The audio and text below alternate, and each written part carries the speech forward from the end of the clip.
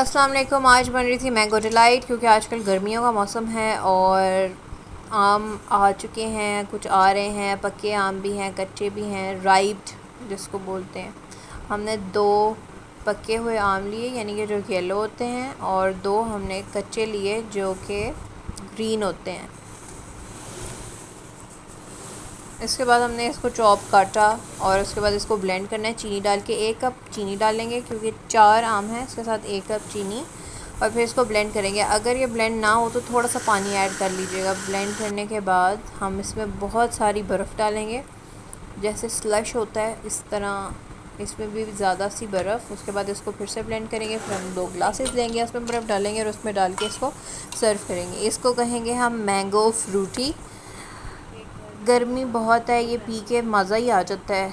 Do try this recipe, बहुत जल्दी से बनती है। Stay connected. अल्लाह हाफ़िज़।